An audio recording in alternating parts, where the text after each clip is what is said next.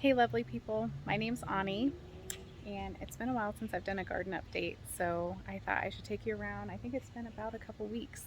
So I'll take you around, show you some things, some good things, some not so good things.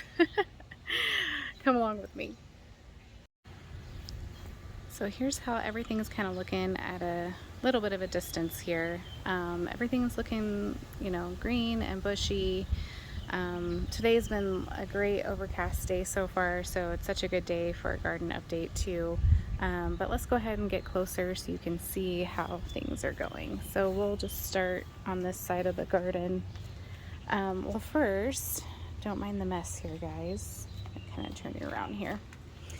My poppies bloomed, and this is a big deal for me because I've tried to grow poppies in the past and have not been successful. So I don't know if it's just this mild summer that we've had so far that's allowed me to grow it in this way. I do think that in the future, I think I'll try to start them in the fall. I think that's the best time to start poppies. But anyway, this is the Amazing Gray, and it is so pretty. We had a big rainstorm yesterday, so this one right here, all the petals had come off of it. Try to look at it. Looks like, can't tell, but it looks like there's a bug on it. But anyway, I'm gonna let that guy go to seed so I can collect seeds from this, because the seeds were a bit pricey. Yeah, this one's kind of falling apart here, but yeah, so I'm gonna save the seeds for these. Okay, other than that, in this pot I started some zinnias. This is what had my mustard greens in it, so I could have more color in the garden. These are those nasturtiums. It's doing a lot better this year than it did last year, so let's hope that it keeps going that direction. In this grow bag over here, I put some jade beans in here, and some of them did not come up yet, so I replanted some. But yep, that's what's in that grow bag. I think in that grow bag was lettuces before. Okay, so here's one of my tomato plants. This is the Ananas Noir. I did have to pull off, I think, at least 3 tomatoes off of this plant for the blossom end rot, which was just really heartbreaking for me. But I think I've got the problem under control. I did add some calcium to the soil, but just making sure that my watering has been very consistent and not letting things get dry.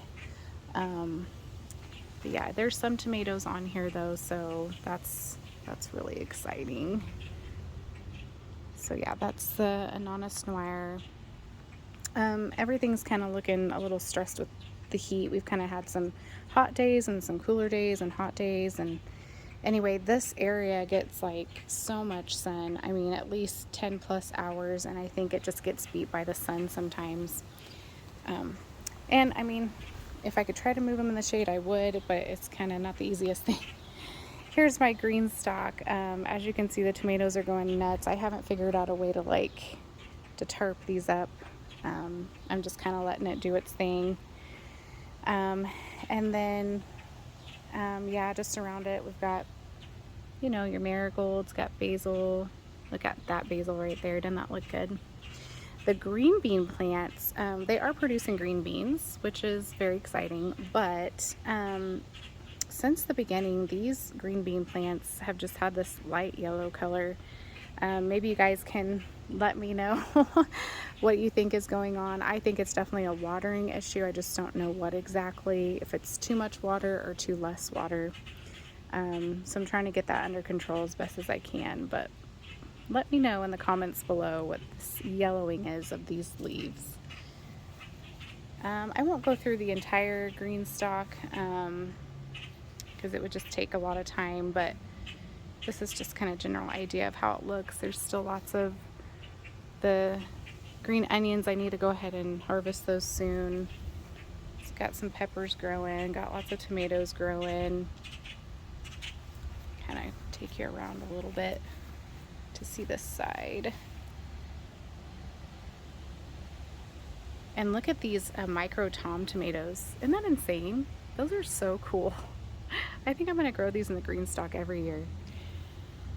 Okay, so so this tomato plant is one that I'm definitely having an issue with. This is the Paul Robeson, and what I think is going on is either curly top virus or herbicide drift damage. All the leaves on the top have been curling up really bad.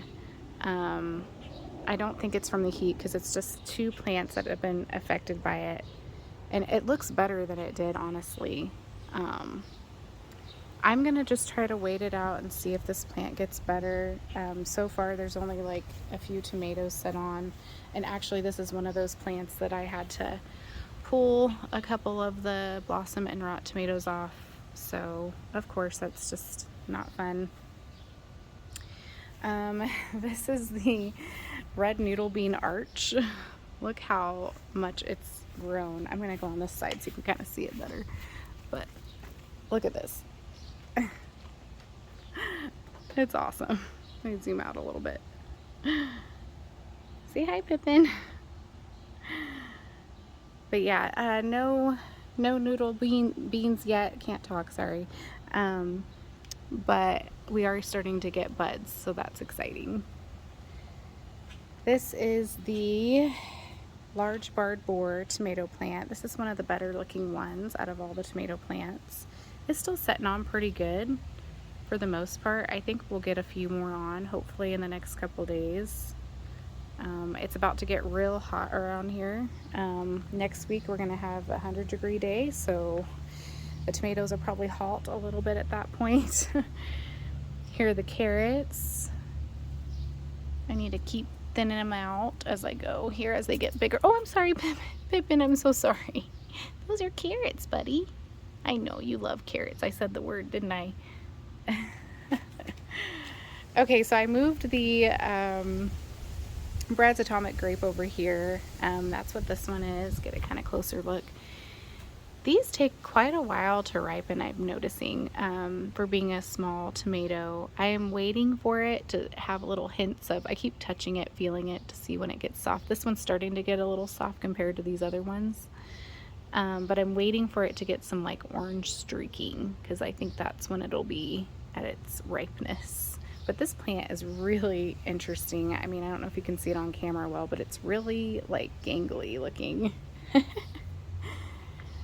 Here's the green zebra. This one's doing the best, I think, out of all my tomatoes, which is interesting to me because this is the one that I decided not to prune the suckers on. So yeah, they're starting to get their little stripes on there though. Henry and I cannot wait. But it's doing a great job setting on so far. We'll see how that goes next week. Here is the Dwarf Hannah's Prize. I switched places with it with the Uluru Ochre, just because this one I felt like it was just getting really beat with the sun. So this little area gets a little bit more shade, so I thought I would give it a little break from the sun. But I've only got like a few tomatoes set on this. There's one there, one in there. I think there's just one more on here somewhere, but yeah, it's not doing the greatest at setting on. Here's the Uluru Ochre, kind of similar situation, not really setting on a whole lot.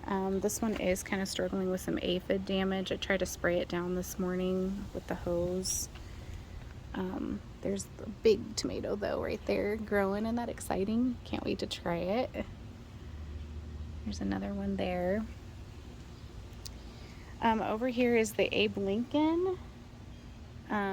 This plant is not the most vigorous plant, and it takes a really long time for the tomatoes to set on. But it is one of my healthier tomato plants out here right now. But there are a couple that are officially set on. These should get pretty big. I think some of these are going to set on here in the next day or so. I think they just take such a long time for some reason, but this thing has lots of flowers on it too. But we'll see if any of those make it. They might drop in the heat. Okay, over here, well, let's kind of go back. Sorry guys. Well, first there's some thyme. Doing pretty good, and some dill. I got this from my mother-in-law. I still haven't found a place for it. I need to find a place for it. It smells very like lemony or limey. I don't even really know what it is, but yeah, it smells really good. Maybe keeps away the mosquitoes. Here are the zinnias. I found like 3 or 4 assassin bugs on here today. I didn't even know what they were until just the other day. I'm gonna let them hang out, but they really freak me out. They're so weird looking. Oh, here's one right here. Look at this guy. He really weirds me out. But they're about to bloom anytime. Look at that one. Okay, all right, let's go around this way. Look at these petunias. Aren't they crazy? They're so pretty. Okay, let's go around here. Okay, so this is my Dark Galaxy tomato. This one does not like to set in the heat, not even a little bit. You can see there are several flowers that are dropping, and trust me, I come out here and shake the plant a lot to try to get the flowers to make sure that they're pollinating, but yeah, this tomato just does not like to set on any heat, but I have quite a few so far, so I'll be happy with what I get for now. There's like 1, 2, 3, 4, 5, 6, maybe 6 or 7 tomatoes on here right now, so I'll take it. Here's the carbon. This one's doing pretty good setting on. This, I would say so far this has been my most productive tomato, besides the Thorburns Terracotta, which I'll get to here in just a moment. But quite a few have set on here. This is definitely one of those that so far, as long as it tastes amazing, I'll probably be growing it like every year because of how productive it is. I really appreciate that. And I even took off like 3 tomatoes off this plant for the blossom end rot, so it's great at setting on. Doing pretty good. It doesn't grow very tall as much as the others, but okay. Thorburns Terracotta. Let's talk about this one here. So it was starting to set on so many. Again, this is another plant that I had to take about 2 or 3 tomatoes off of, but it was setting on so many tomatoes, and then it got the damage. So look at this. My instinct tells me herbicide drift. It's so frustrating, you guys. It makes me so sad when you, especially when you work so hard to like take care of your plants. I'm gonna try to wait it out and see what happens. I did start some new seeds for the Paul Robeson and the Thorburn, and I'll just see if there's any possibility of getting tomatoes by the fall. I don't know for sure, but I am gonna try this stuff that has carbon in it and try spraying it on the leaves and see, because I've heard that carbon can actually, I guess, take out the poisons. So we're gonna try it out, see what happens. But at least I have some tomatoes on here, so I can at least try it. Okay, so here's some zinnias. This is the, right now it looks orange, but these will turn red. This is the red cactus, which is one of my favorites. Over there is the Dr. Weish's. This one I've got, it's pretty healthy actually. I've got quite a few tomatoes setting on this one, which surprised me because most reviewers that I watch seem to only get so many on the plant. So I'm very happy with what I have on it so far. I want to say I counted about 7 tomatoes on it so far, and I had to get rid of a couple for the blossom end rot, so that just says that this plant has been pretty decently productive for me, probably due to our good weather, I would think. But lots of tomatoes, or I mean not tomatoes, but lots of flowers still on it. But again, we'll see if the heat makes them drop. Here's the Aunt Ruby's German Green. This has been probably my healthiest tomato plant. I've got quite a few tomatoes on this one too, so I'm really excited about that. Can't wait to try it. Okay, here's the green stalk, and I just realized this cilantro that's bolting had fallen over as well. Whoops. This guy didn't even get very big, which is so crazy. Okay, here's the the green stock, this one's just a hodgepodge of all kinds of stuff because I've been taking out lettuces and then just adding stuff. But look at the shishito plant. Isn't that great? I got a few shishito plants in here. Started some seeds for fennel. Put in some tomato suckers. We'll see how those do. Got the microtons in the top. I did add some Sugar Rush peach peppers. We'll see if I can get any harvests of this by the fall time. But everything's looking real good. Got some empty pockets. Gonna wait till fall to fill those up. Look at this Swiss chard, you guys. Need to start using that up. An old tomato plant here. Okay, I'm gonna take you guys over to where the cucumbers are. Quick, they're doing pretty good. They're getting their flowers, which is exciting. So I'll flip you over.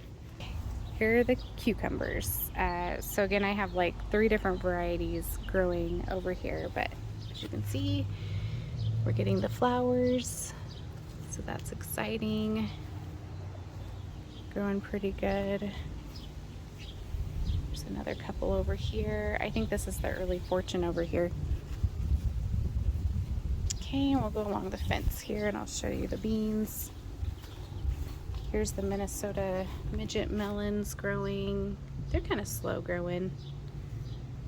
Here are the green Chinese noodle beans, and as you can see, they're climbing up the cattle panel. I stuck a carbon tomato sucker in here too, and it's hanging in there and looking good. See what we can get from it.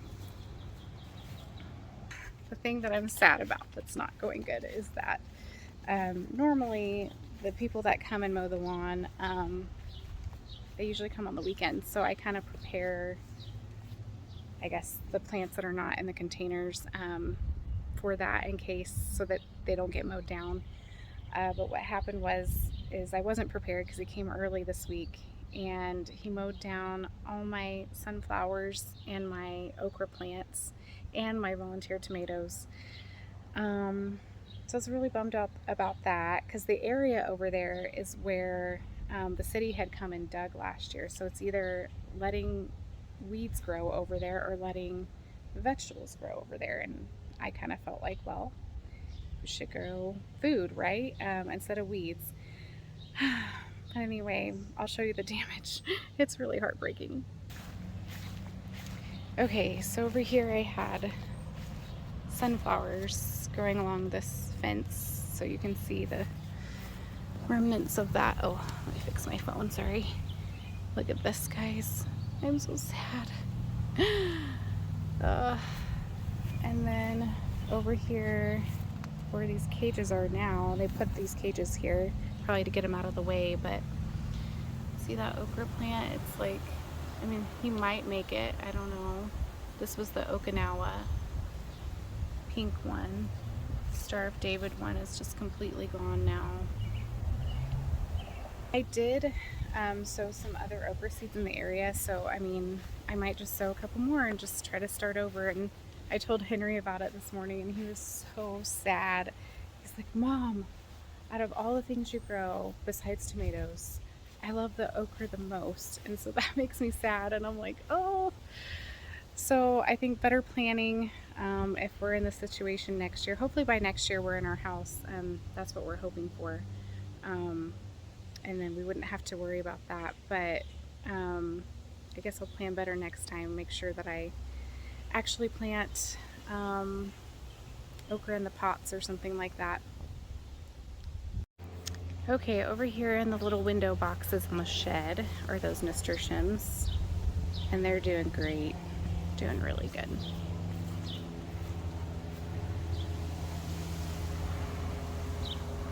Well guys, that's really about it. That's how the garden's doing, so the good and the bad as always. And as gardeners, we just always have to try to do our best to keep up and take care of things when things don't go the way that we want them to, which is okay. It's a great learning process. It gives us a lot of patience as well.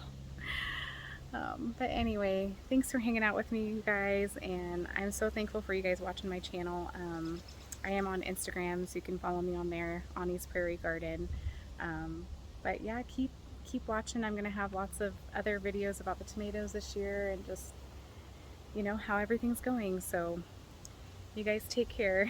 God bless.